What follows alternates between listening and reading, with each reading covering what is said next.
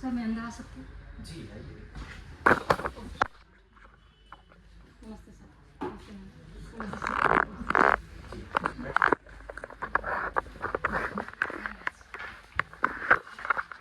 दिव्या, आप क्या नाम दिव्या क्यों है? सर मेरे दादाजी हैं। दादाजी का क्या सोच रहे हो करना? सर उनका कहना था कि इससे देवी दुर्गा की शक्तियों का बोध होता है। देवी दुर्गा की शक्तियों का बोध होता है। ठीक है। आपने यहाँ पे पिता और पति के नाम को टिक नहीं किया है, इसको टिक कर लेना है। ठीक है। पिता का नाम आपने लिखा है ना? जी सर। हेमंत कुमार। जी हाँ तो इसको टिक करते हैं और पति को ऐसे काट देते हैं। ठीक। जी सर। दिव्या, दिव्या का क्या अर्थ है? दुर्गा। जी सर उन्होंने दुर्गा के अर्थ में लिया, इसके कई अर्थ हैं सर, जैसे कि अलौकिक नायिका, रूपवती स्त्री, कुछ औषधियों के नाम भी हैं जैसे हरण, आंवला, पारिजात वृक्ष को भी दिव्या कहते हैं। और सर इसके अलावा महर्षि ध्रुव की पत्नी का नाम भी दिव्या था। दिव्या निश्चित रूप से दिव्य से बना है। जी सर। और दिव्य का क्या अर्थ है? सर अलौकिक, अलौकिक, स्वर्गीय। बहुत बढ़िया। और हेमंत का क्या मतलब है? आपके पिताजी का नाम है हेमंत। सर हेमंत एक ऋतु है, जिस प्रकार 6 ऋतुएं होती हैं, तो उसमें यह है कि सबसे पहले बसंत, ग्रीष्म। ठीक है, एक ऋतु है। जी सर। यही जी सर।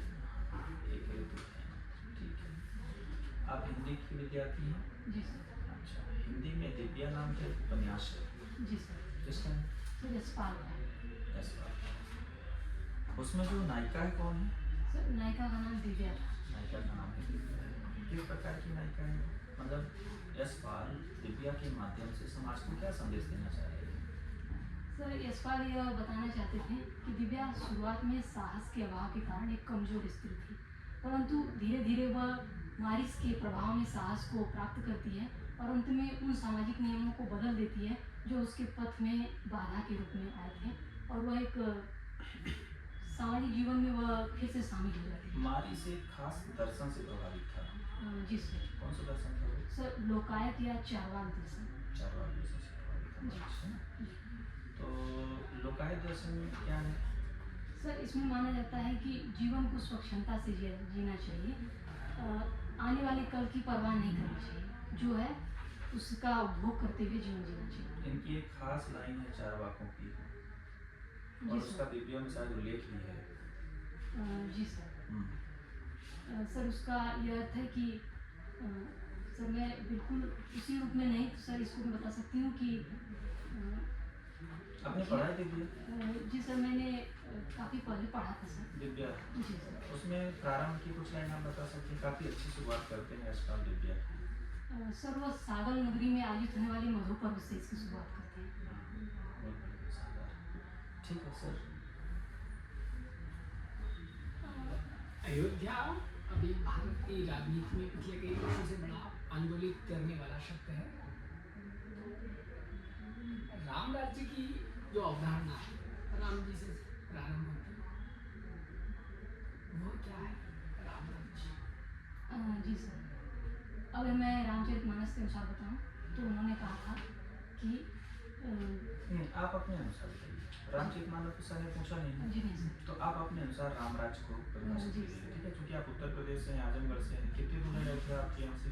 सर मेरे यहाँ से लगभग 80 से 100 किलोमीटर होगा। ठीक है, तो लगभग पास पास ही है ना? जी सर। तो बताइए, अयोध्या है, रामराज है, तो रामराज क्या है सर, ये पूछना चाह रहे हैं। सर राम राज्य एक ऐसे साम्राज्य की या लोकतंत्र की अवधारणा है जहाँ पर कोई दुखी नहीं होगा, सबको समानता का अधिकार प्राप्त होगा, और साथ ही साथ हर व्यक्ति निरोग होगा, और असमानता का बिल्कुल असमानता की भावना बिल्कुल मौजूद नहीं होगी।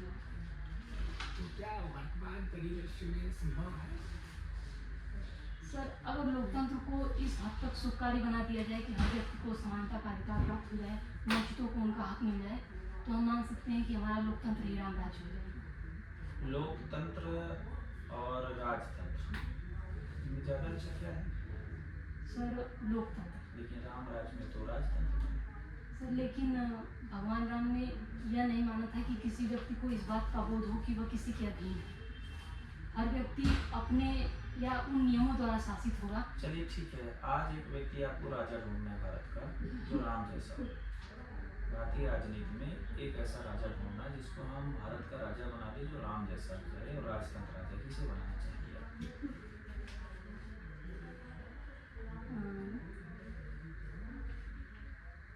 जी सर, सर मैं अगर किसी को आपत्ति ना हो तो मैं इसका जवाब दूँ। हाँ, आपत्ति किसी को नहीं, आप पूछेंगे आप जी आपको सर। जवाब देंगे। सर मैंने अभी हाल में भारत मंडपम में प्रधानमंत्री जी का एक कथन सुना था। उन्होंने कहा था कि जिसे किसी ने नहीं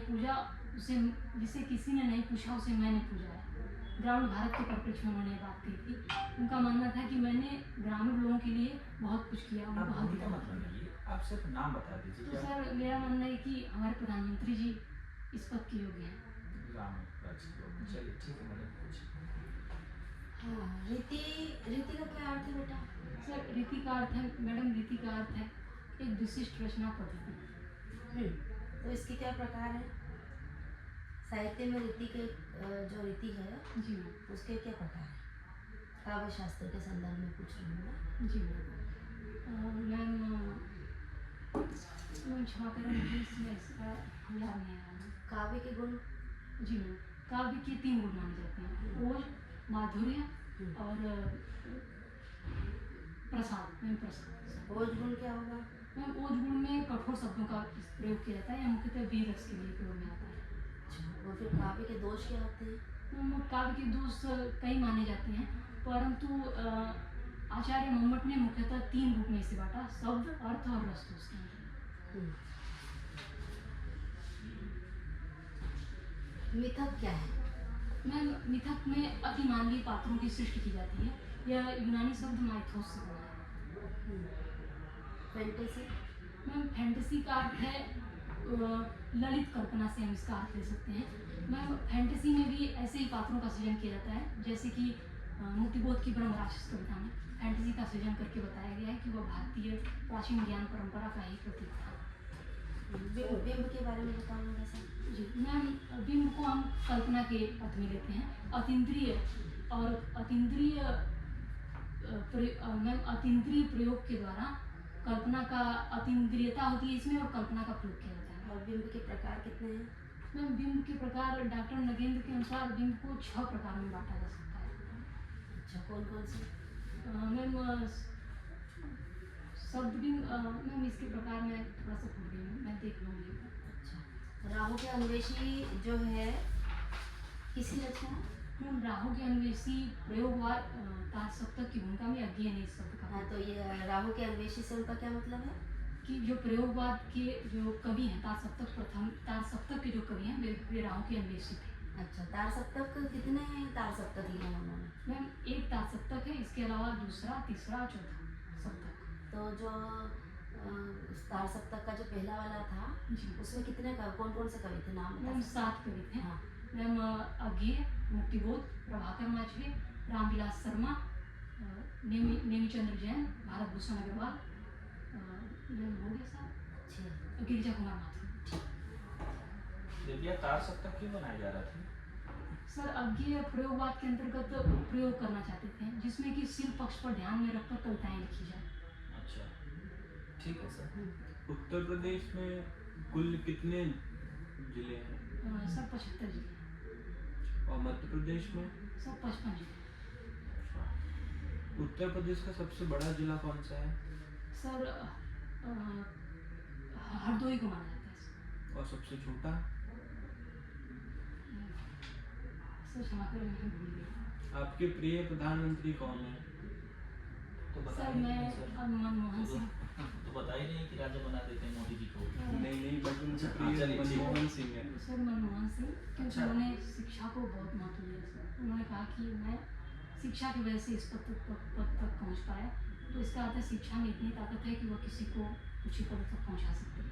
अभी तक कुल भारत ने कितने प्रधानमंत्री दिए हैं? सर नरेंद्र मोदी 14वें प्रधानमंत्री हैं, तो कुल 14 प्रधानमंत्री।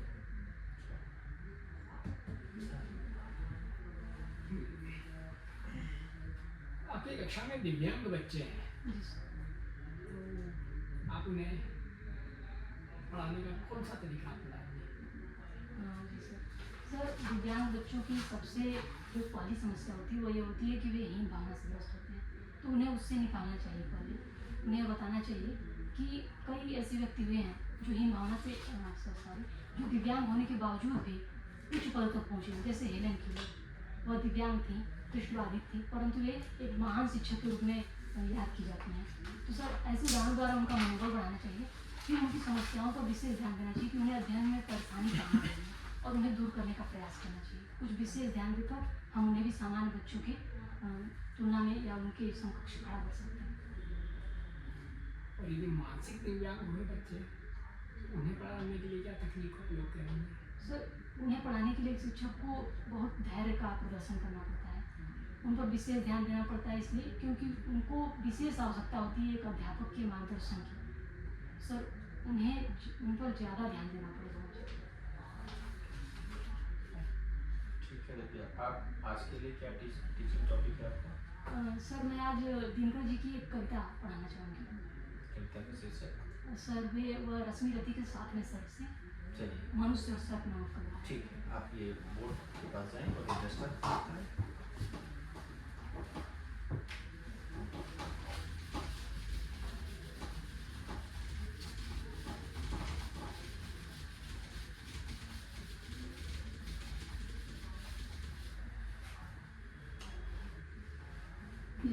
यह कविता है मनुष्य और सर्प।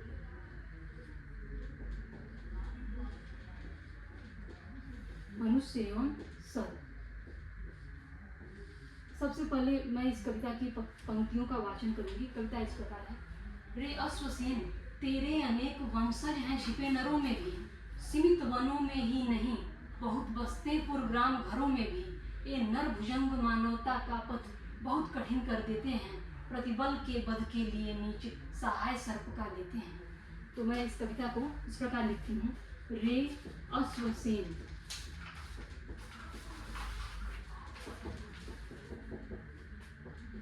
सहाय सर्प का लेते हैं। अगर हम इस कविता के संदर्भ पर ध्यान दें तो इसका संदर्भ यह होगा कि प्रस्तुत पंक्तियां प्रमुख राष्ट्रवादी कवि रामधारी सिंह दिनकर के रश्मि रथी नामक खंडकाव्य के 7वें सर्ग से ली गई हैं, जो कि मनुष्य एवं सर्प नामक शीर्षक से संकलित है। इसका प्रसंग जो है यह है कि महाभारत का युद्ध जो चल रहा था, उस युद्ध में अश्वसेन धोखे से अर्जुन का वध करना चाहता था और कर्ण ने इसे देख लिया था और कर्ण इस पर अश्वसेन को धिक्कारते हैं। अब हम इसकी व्याख्या पर आते हैं। इसकी व्याख्या क्या होगी? तो इसकी व्याख्या यह है, कर्ण कहते हैं कि हे अश्वसेन तेरे अनेक वंशज हैं छिपे नरों में भी। ये कहते हैं कि तुम्हारे जैसे लोग जो रूप बदल करके मनुष्यों के बीच भी स्थित हैं, अर्थात उनका जो स्वभाव है वो कुटिलता एवं क्रूरता से भरा हुआ है। तेरे अनेक वंशज हैं छिपे नरों में भी, सीमित वनों में ही नहीं, मतलब तुम सांप के रूप में वन में रहते हो, परंतु जो तुम्हारे प्रतिरूप जो मनुष्य हैं वे गांवों और घरों और नगरों में रहते हैं। और ये नर भुजंग मानवता के सरल और सीधे पथ को कठिन कर देते हैं। क्यों कठिन कर देते हैं? क्योंकि ये लोगों की राह में रोड़े अटकाते हैं और इस कारण लोग आगे नहीं बढ़ पाते हैं। और वे कहते हैं प्रतिबल यानी विरोधी के वध के लिए नीच व्यक्ति ही सर्पों की सहायता लेते हैं। जो बहादुर होते हैं वे सर्प की मदद से आगे नहीं बढ़ते हैं। अगर हम इसके काव्यगत सौंदर्य की बात करें, काव्यगत सौंदर्य की बात करें तो सबसे पहले जो इसकी भाषा है वह सरल सहज खड़ी बोली है, जैसा कि दिनकर जी इसके प्रयोग द्वारा अपनी बातों को जनता तक पहुंचा दिया करते थे। और इसमें अगर हम इसमें भाषा के अलावा हम इसके भाषा में बोलें तो भाषा में हमें देखते हैं कि रामधारी सिंह दिनकर ने रश्मि रथी खंडकाव्य इसलिए लिखा ताकि वे दलित पात्र कर्ण को इतिहास में उसका हक दिला सकें। ऐसा ही एक भाव जो अंत में प्रकट होता है, जबकि युधिष्ठिर कहते हैं कि कर्ण का क्या महत्व था। तो युधिष्ठिर जब पूछते हैं तो भगवान श्री कृष्ण कहते हैं समझकर द्रोण मन में। ठीक है, बस हो गया, ठीक है। धन्यवाद। बढ़िया, शानदार।